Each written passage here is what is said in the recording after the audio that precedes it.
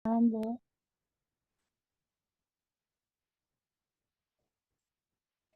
Kita langsung saja materi pertama ya, eh, tentang konsep dasar ya. Sebelum itu nanti kalau ada tugas kelompok, jadi semuanya teman-temannya harus menilai ya. Ini mungkin sudah disampaikan sama bosnya. Nanti ada link untuk penilaian individu dan penilaian kelompok. Nanti PPT-nya akan saya share di LMS. Nah, untuk komponen penilaian, nah, karena kita metode kuliah termodinamika ini metodenya adalah PBL atau Problem Based Learning. Jadi menggunakan studi kasus. Ada beberapa, nanti tiap studi kasus itu ada tugasnya per kelompok. Nanti mengisi borang, ini isinya 5%, nilainya 5%, kemudian PPT 10%, dan laporan studi kasusnya 15%. Jadi tiap studi kasus nilainya 30%. Dan untuk yang penilaian individu dan kelompok ini dari link yang tadi ya, yang sebelumnya itu dinilai sebanyak 5%, lalu kehadirannya 5%. Jadi tidak ada UTS dan UAS, tapi dinilai dari studi kasus, dari laporannya, presentasinya, dan penilaian dari teman-temannya ya.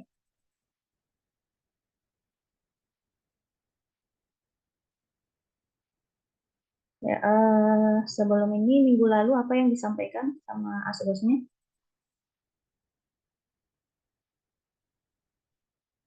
Apa saja yang sudah disampaikan?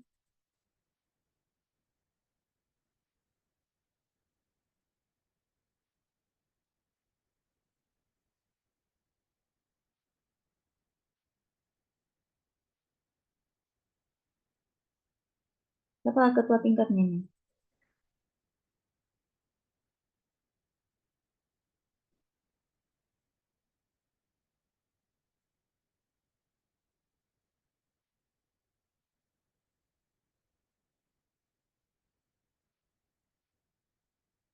Izin menjawab, Bu. Carlos 06221039. Minggu lalu asdosnya masih nerangin tentang RPS, Bu. Terus tentang tugas-tugas gimana nanti kerjainnya pakai template itu. Tugas studi kasus ya? Iya, tapi tugasnya belum dikasih, Bu. Cuma nerangin aja konsepnya gimana. Iya, oke. Ya, nanti di akhir kuliah ya tugasnya untuk apa studi kasus 1. Jadi saya jelaskan dulu sedikit untuk konsep dasar ya di RPS. Ini untuk pertemuan pertama atau basic konsep dari termodinamika. Nah, untuk termodinamika itu sendiri adalah ilmu fisika yang berfokus pada hubungan antara energi dan kerja. Jadi semua yang berhubungan dengan energi dan usaha itu adalah mengalami proses termodinamika. Jadi bisa mengubah energi atau mengubah bentuknya menjadi bentuk yang lain. Misalnya energi gerak menjadi energi panas. Nah, itu semua adalah proses termodinamika. Jadi sebenarnya dasar dari termodinamika ini adalah ilmu fisika ya. Makanya di semester awal harus ambil fisika dasar. Selain itu, termodinamika berhubungan dengan sistem dan lingkungan. Jadi sistem itu yang diamati, sedangkan lingkungan yang berada di luar sistem. Ya, contohnya seperti ini, ada gelas kimia. Nah, sistem itu adalah yang ada di dalam gelas kimia. Misalnya berisi air, maka yang kita amati itu adalah airnya, mungkin temperaturnya atau volumenya. Nah, sedangkan yang lingkungan atau surrounding ini adalah berada di luar sistem atau lingkungannya ya. Ya, selanjutnya,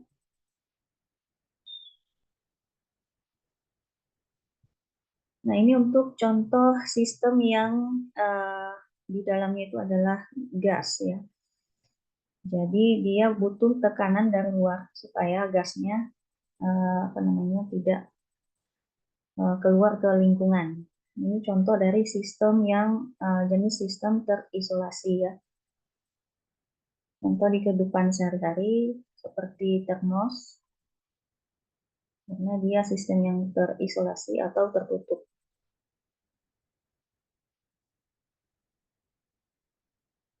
Nah, ini ada contohnya, ada 3 jenis sistem, ada yang terbuka, tertutup, dan terisolasi. Nah, yang bedanya yang tertutup dan terisolasi adalah yang terisolasi ini lingkungannya dia diisolasi oleh bahan lain ya, seperti pada gambar. Nah, perbedaan lainnya dari masanya, kerja, dan panasnya ya. Untuk yang terbuka, dia akan mengalami perubahan massa, sedangkan yang tertutup dan terbuka juga mengalami perubahan kerja ya, sehingga menghasilkan perubahan panas. Sedangkan yang isolasi, sistem yang terisolasi, dia tidak mengalami sama sekali perubahan ya, karena dia tidak ada energi yang keluar masuk. Nah, untuk klasifikasi dari boundariesnya ada adiabatik, diathermal, permeable, impermeable, dan semi permeable. Jadi kalau yang adiabatik, energi termalnya tidak ada, jadi dia tidak bisa melewati sistem tadi, 3 jenis sistem tadi. Kalau yang diathermal, energi panas bisa melalui sistem. Permeable, materialnya bisa melalui sistem, sedangkan yang impermeable tidak bisa. Kalau yang semi permeable ada yang bisa, ada yang tidak.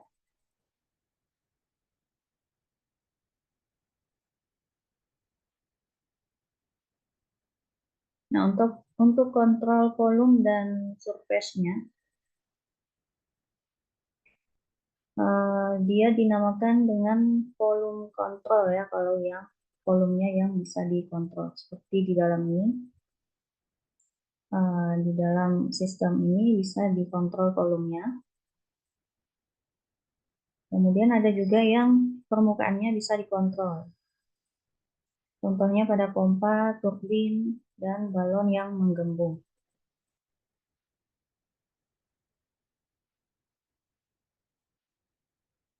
Selanjutnya untuk konsep keadaan termodinamika. Jadi contohnya ada keadaan baterai listrik yang memerlukan jumlah muatan listrik ya yang spesifik. Jadi dia membutuhkan membutuhkan jenis yang tadi yang ada adiabatik, isotermal atau yang lainnya. Jadi untuk menentukan sifat yang mana yang dia butuhkan harus dilakukan pengukuran dulu ya. Pengukuran properti, misalnya tekanannya, volumenya, atau suhunya.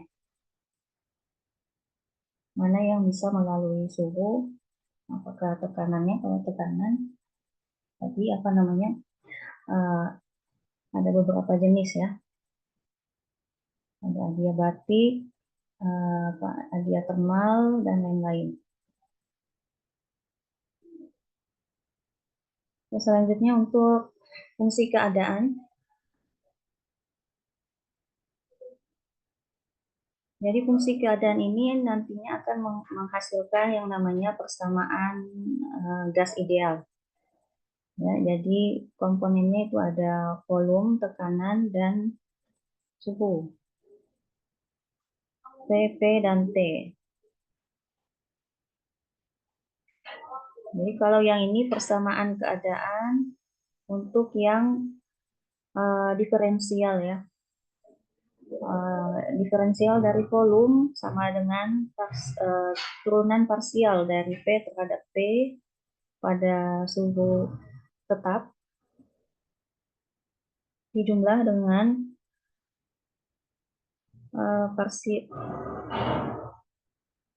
turunan parsial dari volume terhadap suhu pada tekanan tetap.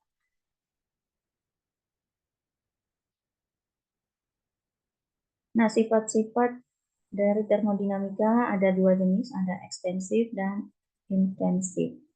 Yang ekstensif ini dia volume, massa, dan energi merupakan contoh. Ya, contohnya kemudian dipengaruhi oleh ukuran sistem dan bisa berubah-ubah menurut waktu. Kalau intensif dia tidak dipengaruhi oleh ukuran sistem dan dapat berubah-ubah juga ya menurut waktu yang berbeda. Contohnya adalah suhu dan tekanan. Jadi kalau yang ekstensif contohnya massa, volume, dan energi. Kalau intensif dia contohnya suhu dan tekanan.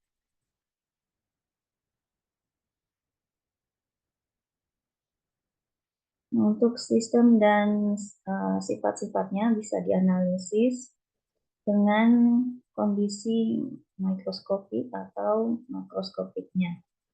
Kalau yang mikro, jadi dia untuk mengetahui secara rinci terhadap massa, kecepatan, posisi, atau semua mode geraknya ya. Sedangkan yang makroskopik ini dia tidak ada rincian massa, jadi dia tidak secara detail, tetapi yang diamati sama dengan yang mikroskop, tapi dia tidak lebih detail daripada mikroskop.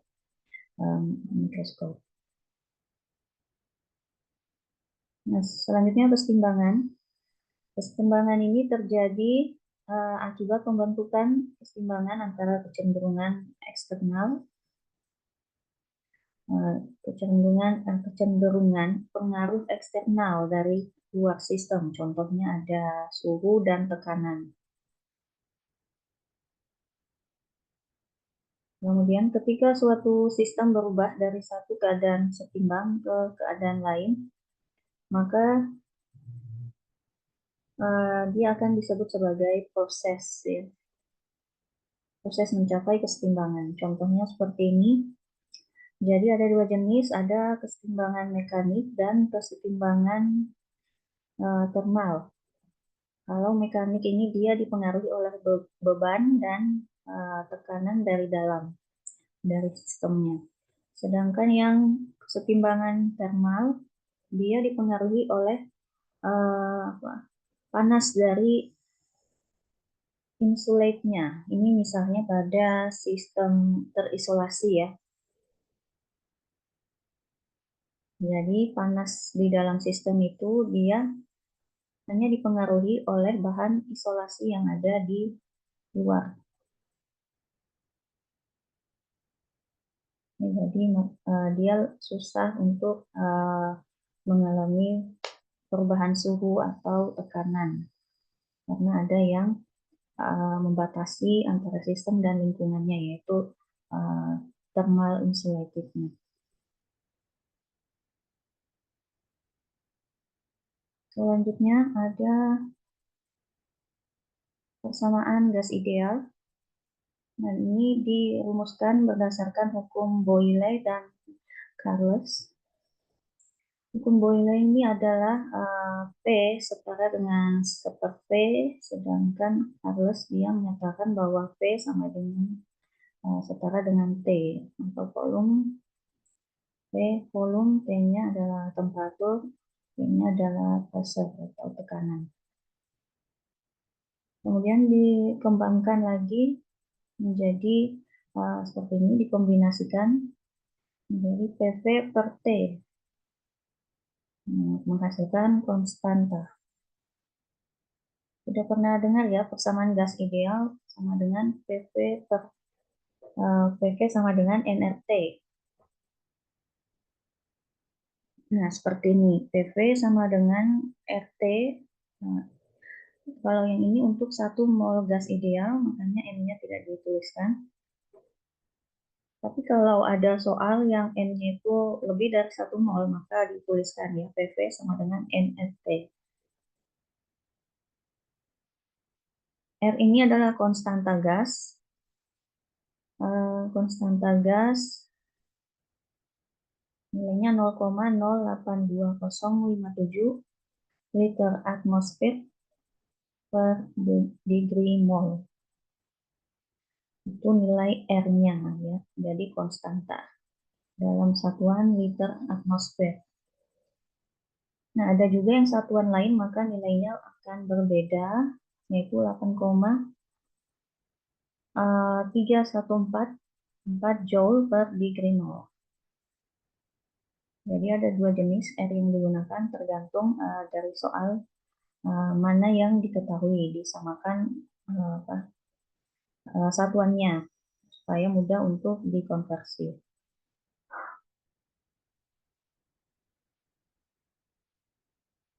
Nah, ini untuk keadaan standar STP ya, suhu standar dan tekanan standar.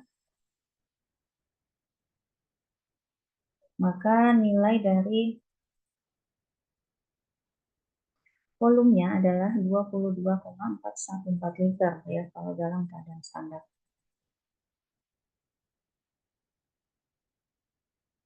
Jadi misalnya dalam soal diketahui volume 2 liter, maka harus dikonversi dulu, yaitu dikalikan dengan 22,414 liter. Baru dimasukkan ke persamaan gas ideal, PP sama dengan nRT. Ini untuk contoh-contoh satuan. Menurut SI ya, jadi misalnya di soal tidak diketahui, berarti dan dibutuhkan harus melihat ini, cek tabel unitnya, ada beberapa.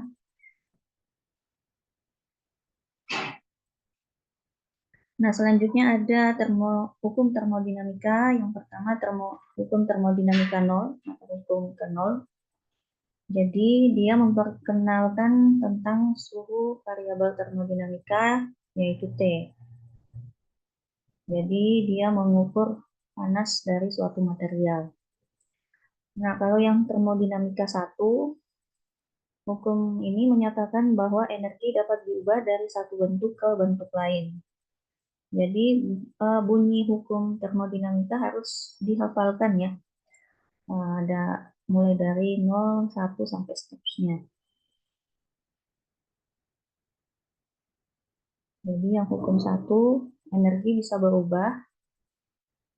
Yang hukum kedua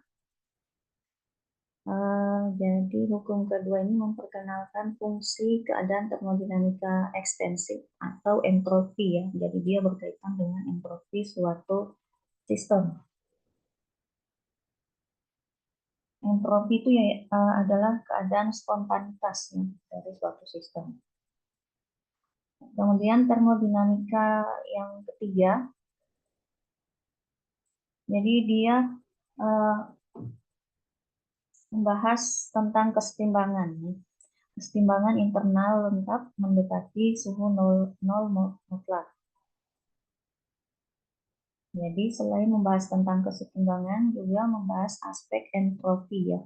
Jadi kalau entropi itu mendekati 0, artinya dia tidak sistemnya tidak spontan lagi, atau tidak mudah mengalami pergerakan, atau karena entropi itu reaksi spontanitas yang menyebabkan sistem mengalami pergerakan acak. Ya, kalau entropinya itu mendekati 0, maka tidak ada lagi pergerakan acak di dalam sistemnya, maka dia akan mencapai kesetimbangan, posisi kesetimbangannya. Itu yang ketiga. Oke, untuk materi konsep dasar sampai sini saja. Ada yang mau ditanyakan?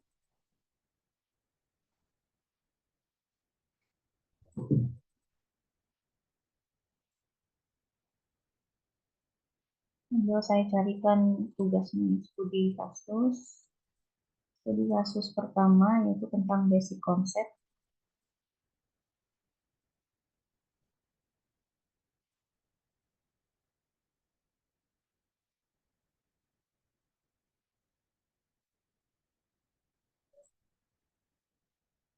Nah, ini dia tugasnya yang pertama, studi kasus 1, yaitu tentang konsep dasar termodinamika. Nah, di sini ada gambar gelas berisi kopi panas. Jadi nanti jelaskan beberapa nomor ini, ada 6 nomor. Kelompoknya sudah dibagi ya. Nanti kerjakan sesuai kelompoknya. Dibuat laporannya dan isi borangnya sesuai template yang disampaikan asdosnya. Jadi misalnya seperti ini, nomor 1, bagaimana Anda menjelaskan konsep termodinamika pada gambar di atas. Nah, ini sudah saya jelaskan seperti di PPT tadi, ada gelas. Contohnya yang tadi saya jelaskan ada gelas kimia yang berisi air.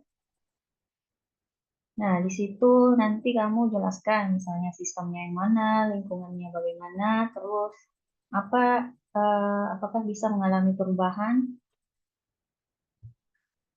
apa yang terjadi. Nah, konsep termodinamika kan seperti itu ya, banyak bisa dijelaskan dari berbagai aspek. Jadi dalam satu nomor ini bisa dijelaskan dari beberapa sudut pandang ya. Jadi ada konsep termodinamika, ada sistem termodinamika, jadi berbeda ya.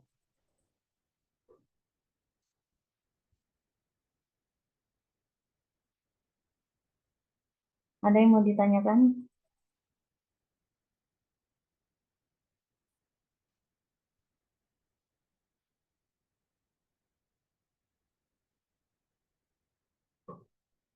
Nanti saya masukkan di LMS ya. Jadi eh, dan info-info selanjutnya dicek di LMS. Jadi setiap jadwal kuliah termo harus mengisi absensi di LMS ya, sesuai jadwal.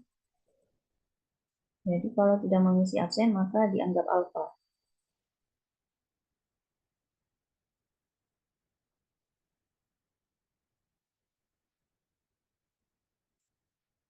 Oke, jadi untuk